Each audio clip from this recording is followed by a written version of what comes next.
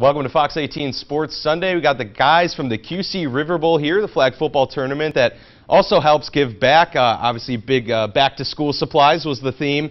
And, Evan, we'll just start with you here, one of the event organizers, a few years back. But for the third year, I mean, what was the takeaway from this year? I think it was pretty good. I think it was our best year by far. We raised money for a great organization plus the school supplies. So it was great all around. We had a great tournament, great turnout, really solid teams.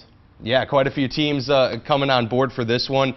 Jordan, you were there as well from the start of this thing. To see how it's grown in just the small amount of time that you guys have had this event, it's got to be pretty encouraging. Yeah, it's great to see it grow, see the the name kind of get out there a lot more. We want this to become a staple in the city and in the area, and we want to continue to bring people to downtown Davenport and just continue to get people involved in a positive thing. Yeah, all the games will be played at Centennial Park, a good venue for that. And you had a good group of kids coming there throughout the weekend. I was there Sunday, or Saturday, I should say.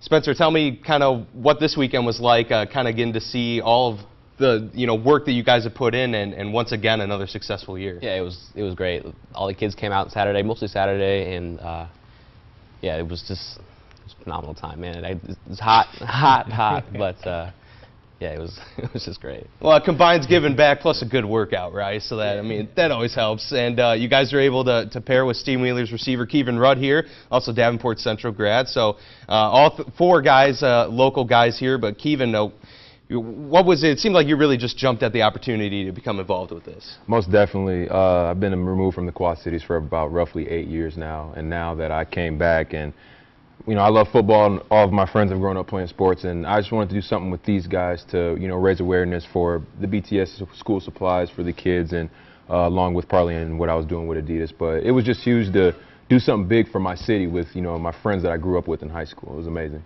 Absolutely. You mentioned Parlay and Adidas, and we'll get to that later because you're going to want to hear what goes into some of these cleats. It's pretty incredible.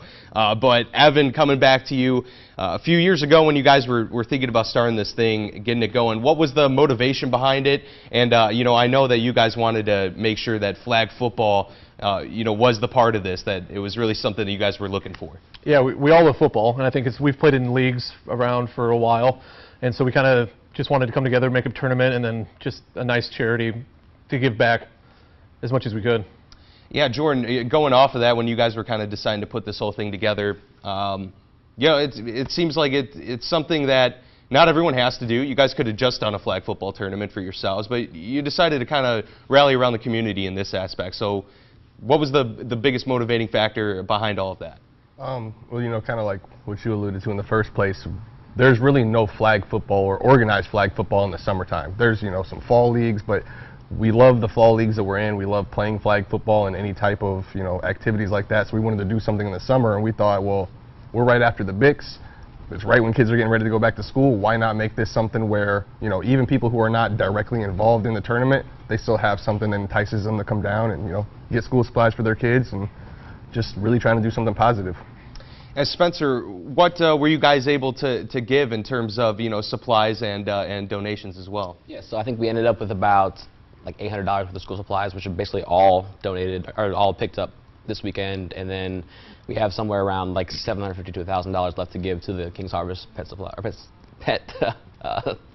Shelter. There we go. School supplies, pet shelter. What goes into kind of deciding where that money is allocated? Has it been the pet shelter every year, or have you guys kind of done different things each time? So we've done a different organization each year. We just pick something that we think is noble, and they people who do good work, and we try to help out as much as we can.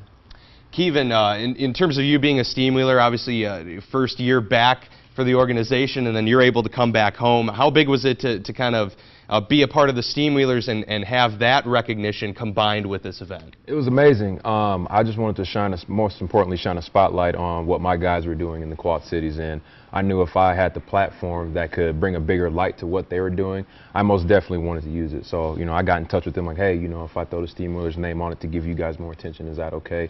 For sure, man. So, we put it all together, and we had a great turnout.